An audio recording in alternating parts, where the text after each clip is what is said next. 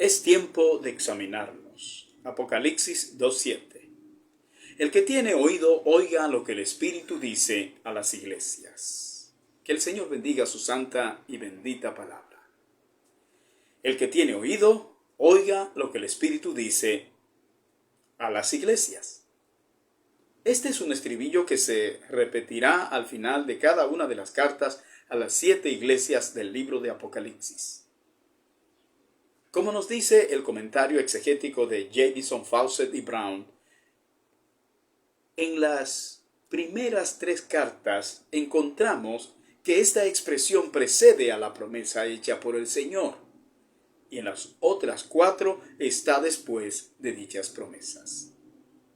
Y esto claramente significa la importancia extraordinaria de estas verdades. Además, es bueno saber que la frase "el que tiene oídos" es una frase que fue utilizada múltiples veces por Jesús en los evangelios, en Mateo, en Marcos y en Lucas.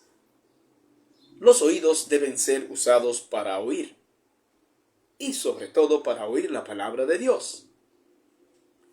El oído es un aparato verdaderamente maravilloso que prueba la obra magnífica creadora de Dios. Basta con echar un vistazo a la forma como este órgano del cuerpo está diseñado. El oído humano transforma las vibraciones del aire que provienen de cualquier medio transmisor en señales neuronales. El modo como opera es el siguiente. La oreja, que hace las veces de conducto auditivo externo, permite que las ondas sonoras a través del conducto auditivo interno, que es otra parte del aparato auditivo, hagan vibrar la llamada membrana auditiva, también llamada tímpano, las cuales se transmiten luego por los huesos que son el martillo, el yunque y el estribo, cuyos nombres recuerdan exactamente a esos elementos comunes y corrientes. Y entonces llevan esas sensaciones codificadas hasta el caracol, el cual se encarga de convertirlas en señales nerviosas que luego el cerebro procesa. Esta complejidad alojada en el cuerpo humano es lo que permite que podamos oír. Este órgano, en el contexto escritural que nos ocupa, entonces nos sirve solo de analogía para que podamos darnos cuenta de cuán importante es que tengamos sensibilidad para escuchar el mensaje que el Señor nos transmite a través de su santa palabra. Así como este complejo, el órgano del oído, lo es mucho más el sentido espiritual que nos permite atender la voz de Dios cuando nos habla. El mundo natural creado por Dios nos ilustra entonces la realidad del mundo espiritual. Los oídos espirituales. El ámbito donde opera la fe. El hecho de haber sido salvados por medio de la gracia divina nos obliga a estar plenamente conectados con nuestro Salvador y hacer caso a sus amonestaciones, las cuales siempre son atinentes para nuestro provecho espiritual. En el caso de estas cartas, la preocupación del Señor son las iglesias a las cuales Él les escribe, las cuales están compuestas por personas que han rendido su corazón a Cristo, han oído el mensaje del Evangelio y han confesado a Cristo. De vez en cuando, entonces, necesitaremos la intervención del Señor para recordarnos nuestro compromiso con Él y nuestro deber de permanecer fieles en una vida de santidad. Veamos 3 cosas importantes con respecto a este tema. En primer lugar, esta es una alerta pertinente, porque no nos pertenecemos. Necesitamos rendir cuentas al Señor. No podemos vivir la vida cristiana a nuestro antojo. El Señor nos ha redimido, nos ha comprado por el precio de su preciosa sangre, así que le pertenecemos. Estamos ligados a Él para siempre, una vez que hemos entrado en el recinto de su gracia. Así que solo el Señor sabe lo que nos conviene y lo que conviene a su causa. Todo aquello en lo que nos involucremos que no esté de acuerdo con sus propósitos será enfrentado por Él sin pérdida de tiempo. Todo aquello que sea lesivo para la vida cristiana y para el testimonio de su iglesia, el Señor espera que estemos en la mejor disposición de dejarlo, de apartarnos de ello. Durante toda nuestra vida vamos a ser confrontados por Dios por cada una de nuestras actitudes incorrectas. Aunque nosotros estamos en la tierra y Dios está en el cielo, esa distancia no impide que Dios esté pendiente de cada una de nuestras acciones, de nuestras palabras y de nuestros pensamientos. Recordemos que Dios es omnipresente. No nos podemos esconder de Dios, ni podemos hacer nada escondido de Él. Y no deberíamos ni siquiera pensar hacer nada que no quisiéramos que Dios se enterara. Aunque eso sencillamente no es posible, pero de ninguna manera deberíamos intentar pensar, decir o hacer alguna cosa que dañe nuestra relación con Dios. Un buen ejercicio que deberíamos hacer es el que recomienda el apóstol Pablo.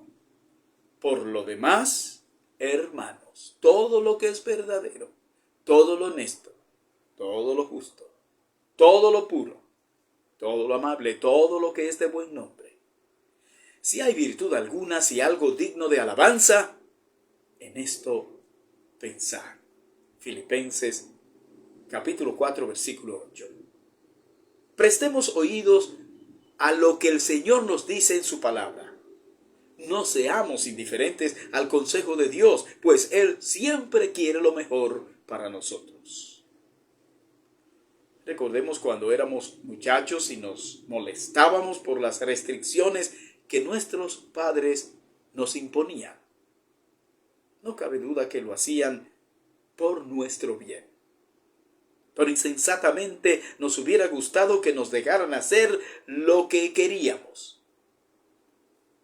Sin embargo, entonces no seríamos las personas que hoy somos. Nuestros padres nos disciplinaban según su criterio porque nos amaban. Lo mismo hace Dios con sus hijos. Y vaya si Dios sabe lo que es favorable para nosotros. La Escritura nos lo dice de la siguiente manera. Por otra parte, tuvimos a nuestros padres terrenales que nos disciplinaban y los venerábamos. ¿Por qué no obedeceremos mucho mejor al Padre de los Espíritus y viviremos?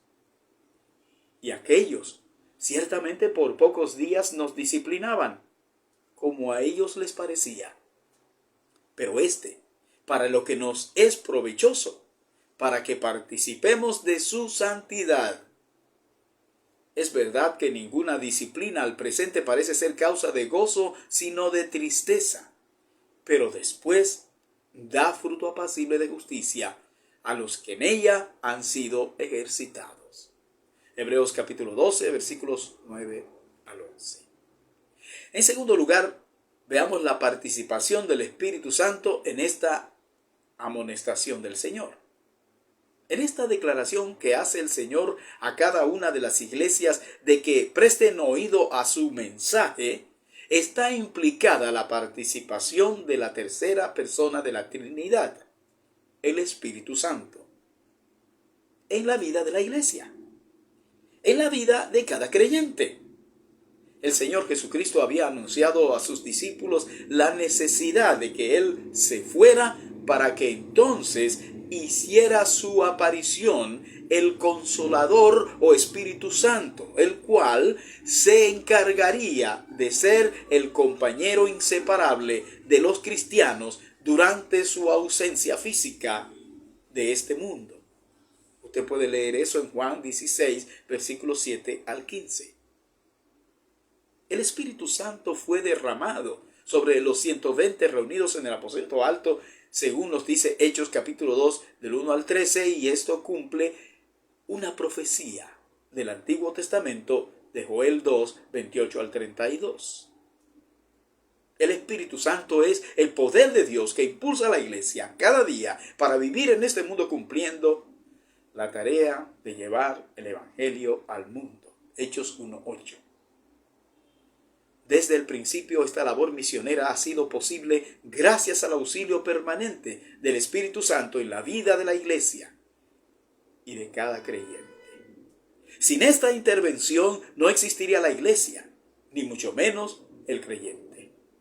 Es el Espíritu Santo a quien el Señor ha dejado para guiar a la iglesia, para enseñarnos todas las cosas, para recordarnos todo lo que Jesús dijo y además para convencer al mundo.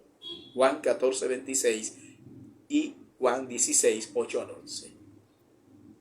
Es un gran privilegio que uno pueda ser influenciado por el Espíritu Santo y entonces creer el mensaje del Evangelio.